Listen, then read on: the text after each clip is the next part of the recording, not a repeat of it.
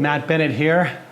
The good news is that we can see amazing spiritual change in this country. We can see the greatest move of God we've ever seen in American history.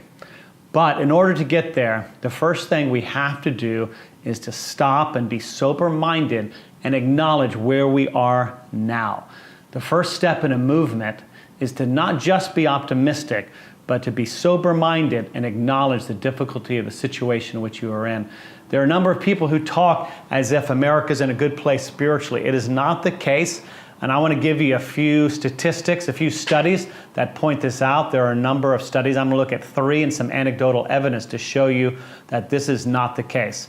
Not to discourage you or disappoint you, but that you will know the situation that we're in, and then by God's grace, we can see all that change. So the first study I want to bring to your attention is one done by Charles Murray. He's a Harvard-trained sociologist. And in his book, Coming Apart, he looks at the history of spiritual or Christian activity in the United States. And he puts the high water mark at about 1963, and it's been constantly declining ever since then. It doesn't mean in every way America has gotten worse than it was then. Certainly the treatment of African Americans has improved in this country. But in just about every other way, America has been declining. And he notices that, and even though he doesn't identify as a Christian himself, so many sociologists know the benefit that comes to society when there's an active, healthy Christian presence. And we've been missing out on that for decades. So that's the first study. The second study I want to bring to your attention is from the Pew Research Center. And they've been measuring something they call the nones, N-O-N-E, nones. That is those who say they're either atheist or agnostic or they have no religion whatsoever. And this is more recent data. This is from 2007 to about the present.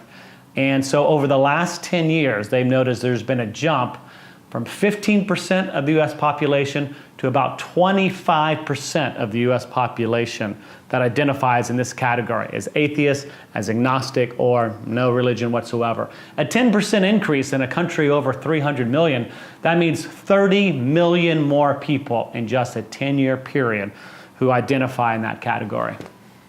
And the third study I want to bring to your attention is Barna, a research group. They just did a study on major cities in the U.S., top 100 or more cities. And they've noticed that just over a 2-year period, from 2013 to 2015, we've seen an increase from 37% of the population to 44% of the population of those that they consider post-Christian. Now, to be post-Christian in their study, it's not just how you identify and whether you check you're this or that, but a list of certain Christian behaviors and beliefs. So based on this mixture of behavior and belief, they identify you as post-Christian or Christian. So you have an increase of 7% of the U.S. population in just 2 years. That's incredible. That's millions more people. And in New York City, where I live, you see the increase from 51% to 57%. And that's just in 2 years. Again, 2013 to 2015. Amazing. 6% more of a city of 8.5 million people would be considered post-Christian by their beliefs and actions. So those are 3 studies that show you the reality of where you are. You also see the anecdotal evidence in the last number of years. You see the increasing effects of the sexual revolution and the incredible harm that it's caused to so many people. You see the religious persecution against Christians. You see florists and bakers who get fined or threatened with jail. You even see Christian groups kicked off universities. Vanderbilt University, other universities have kicked off Christian groups. So this is real. This is happening. There has been a secularization of this country for many decades, and it is harming many people. And that's been all the while during all these decades, we still have been seeing a lot of good Christian activity. And there has been good Christian activities. I think of the rise of the Promise Keepers movement in the 90s. I think of a lot of church planting movements here in New York and other different places of the U.S., which is very helpful. You see many books being written, like A Purpose-Driven Life, which has sold many millions of copies, and even good Christian movies like The Passion of the Christ and other movies. You even see celebrity athletes being outspoken for Christ. But all of this Christian activity these last decades, all it has done is simply manage the decline. All it's done is make the decline not as bad as it otherwise would be.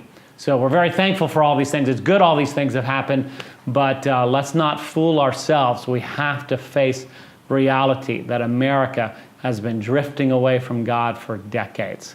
And again, the good news is it can all change, but we must look this reality square in the face and trust God to believe that we can see a different United States in the near future.